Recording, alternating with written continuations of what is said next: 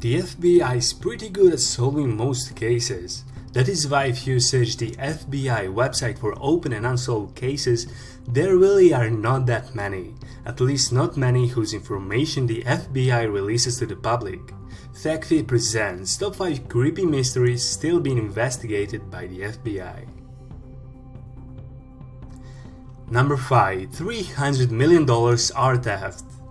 In March of 1990, two men disguised as Boston police officers gained entry to the Isabella Stewart Gardner Museum and stole 13 masterpieces simply by telling a lie. The two men claimed they were responding to a call. The security guard on duty broke protocol and buzzed the men in through the museum's security door. Once they had both of the guards under control, they tied them up and led them down to the basement where they spent the night. With both guards tied up in the basement and no alarm to alert the outside world, the pair of thieves had free reign of the museum. After spending 81 minutes in the museum, the men walked out the door with an estimated $300 million in irreplaceable art, along with the surveillance video of the crime. Number 4. Times Square bombing.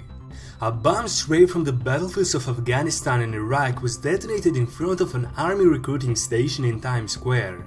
No one was wounded, but the implications of such an attack are far-reaching for obvious reasons. The bomber was seen fleeing on a blue bike that was later recovered on 38th Street. The suspect was last seen wearing a grey sweatshirt and pants of an unknown color. The picture you're looking at is all the FBI has to go on. What is scarier was that this was the third such bombing in New York City within a 3-year period. The British consulate was bombed in 2005 and the Mexican consulate in 2007. All of these bombs were delivered by men on a bicycle and all of them were set off at roughly 3 in the morning. None of these bombings have been solved.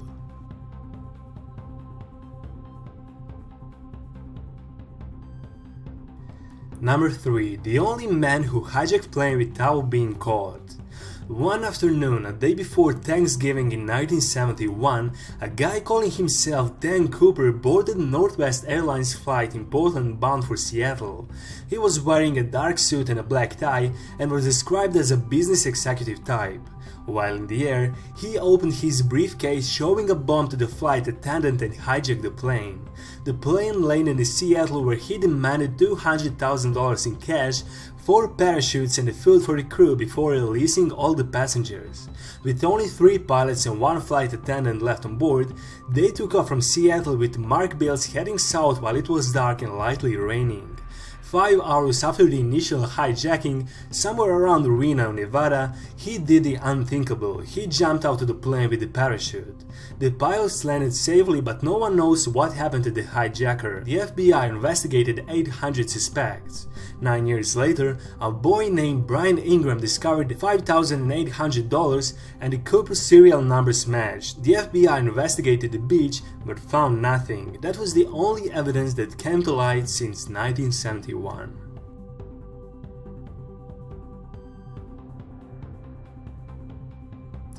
Number 2. New Hampshire man kidnaps his sons and neither him nor his sons are ever seen again.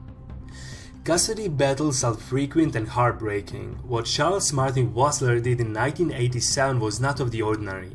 He lost a custody battle and instead of obeying the law, he kidnapped his kids. However, this man had everything well planned out because, unlike everyone else before and after him, he succeeded.